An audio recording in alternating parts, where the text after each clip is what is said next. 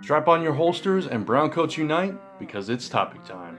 Topic time! It's topic time. So recently, Boom Studios acquired the license to Joss Whedon's Firefly, which was previously held by Dark Horse. And they've put out a brand new comic, Firefly issue number 1, which came out yesterday, from writer Greg Pak and artist Dan McDade. And so the question on everybody's mind, especially fans, affectionately known as Browncoats, is, did it live up to the hype? Does it meet the standards of what came before from Dark Horse? Does it meet the standards, more importantly, of what came forth in the Firefly television series and the Serenity movie? And overall, I think fans of Firefly will be pleased.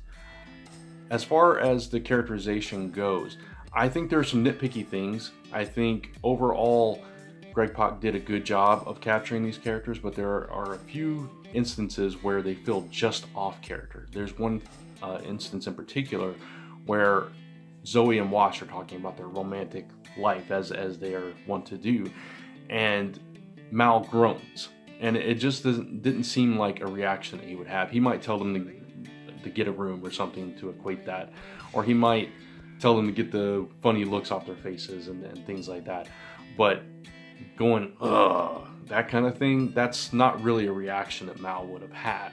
So I think there's little nitpicky things like that. If you're really a fan and a student of this franchise, you might pick it apart a little bit with that. But overall, I think the mannerisms and the characters were, well, in character throughout the series or throughout the issue so far. As far as the art goes, we've seen some really good art in Firefly books in the past, especially the very first one, which were dead-on likenesses. And I understand you don't always have to go for dead-on likenesses, but I think you need to capture the characters as well as you can. And I think the art here, at least the figure work, was a little bit inconsistent for me and a little bit rough around the edges. So if you're used to a more polished style for Firefly, you might be a little disappointed. I kind of was. I wanted a bit of a stronger figure work, but still, Dan McDade managed to get most of the mannerisms and character traits for these characters in most scenes, in most instances. And as far as the story goes, you open with a heist gone wrong, which is typical Firefly storytelling. You're going to get that.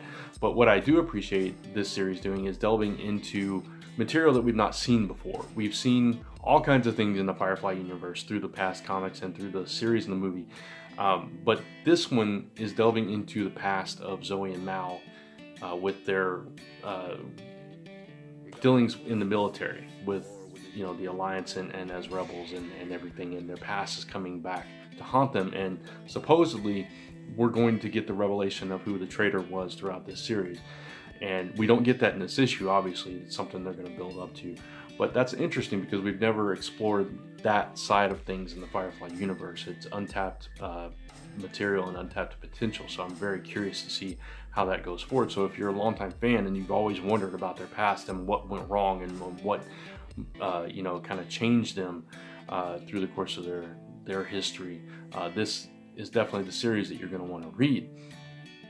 So if you're looking for a book that is overall faithful to the Firefly franchise, I think you won't be disappointed. If you're looking to pick things apart and you want it to be absolutely perfect, you might be slightly disappointed.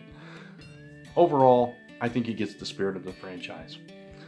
So that's my take on it. I'd love to hear your take if you read it. Leave it in the comments below and tell me if you think it was as faithful or if you had nitpicks of your own. And of course, tune into Frontline Live every week on Tuesdays as we talk about our top 5 and worst picks. And you can follow me on my channel at Brant Fowler and across social media at Brant Fowler, patreon.com/Brant Fowler if you'd like to get even more content from me. So until next time, thanks for watching. Topic time. Topic time! It's topic time.